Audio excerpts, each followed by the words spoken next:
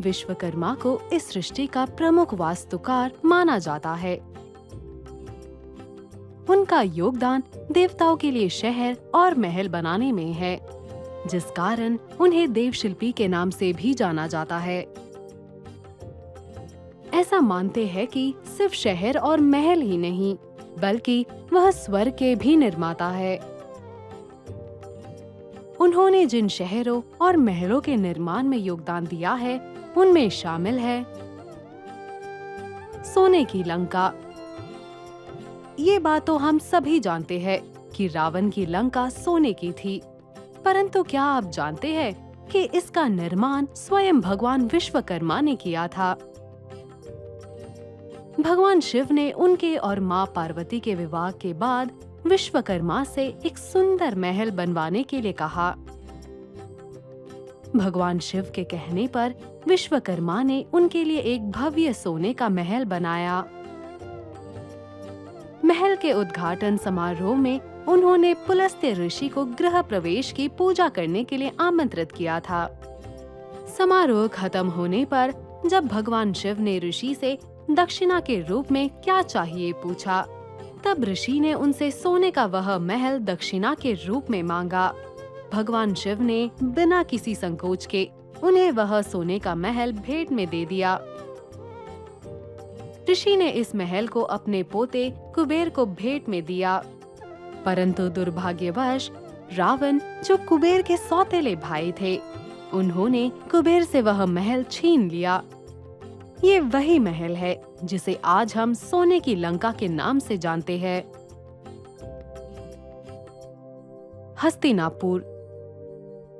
हस्तिनापुर, जो कौरवों के कुरु साम्राज्य की राजधानी थी, उसका निर्माण भगवान विश्वकर्मा ने ही किया था। द्वारका। भगवान श्री कृष्ण का जन्म मथुरा में हुआ था, परंतु उनकी कर्म भूमि थी द्वारका। श्री कृष्ण की इस कर्म भूमि का निर्माण भगवान विश्वकर्मा ने किया था। इंद्रप्रस्थ।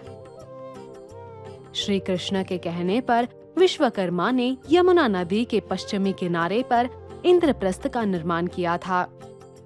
इससे पहले खंडवप्रस्थ के नाम से भी जाना जाता था, जो कि पहले एक बंजर जमीन थी।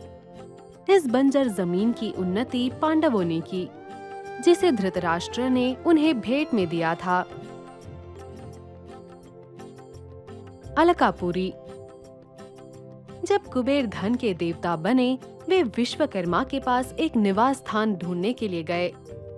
तब विश्वकर्मा ने उनके लिए मंदरा पर्वत पर अलकापुरी नामक एक शानदार शहर बनाया, जो आज अलका के नाम से जाना जाता है। शहर और महलों के साथ साथ देवताओं के रथ, जैसे पुष्पक विमान।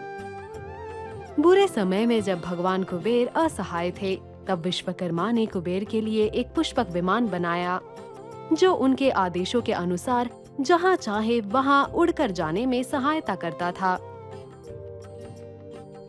देवताओं के लिए शस्त्र, जैसे विजय धनुष। इस धनुष का निर्माण विश्वकर्मा ने भगवान शिव के कहने पर देवों के देव इंद्र के लिए किया था। भगवान इंद्र ने इस धनुष को श्री परशुराम को भेंट दिया था और परशुराम ने इसे अपने शिष्य कर्ण को। कर्ण की मृत्यु के बाद वह फिर परशुराम के हाथों में आ गया। वज्र। एक बार वृत्र नामक दानव ने इंद्रलोक पर कब्जा कर लिया था। उसे भगवान ब्रह्मा से ये वरदान मिला था कि उसे पंचतत्व और लकड़ियों से बने किसी भी शस्त्र से मारा नहीं जा सकता।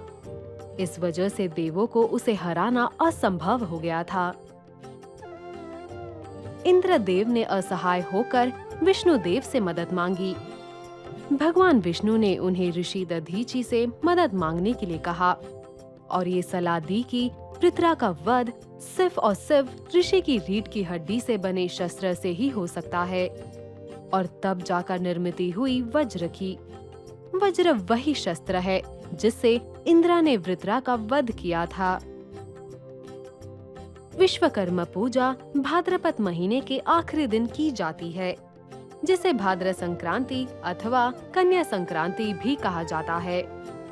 विश्वकर्मा मुख्य रूप से अभियंताओं के देवता माने जाते हैं और इस वजह से विश्वकर्मा जयंती के दिन श्रमिक आमतौर पर कारखाने बंद रखते हैं और देवता के साथ साथ अपने यंत्रों और औजारों की पूजा करते हैं। इस दिन भगवान विश्वकर्मा के साथ उनके वाहन हाथी की भी पूजा की जाती है।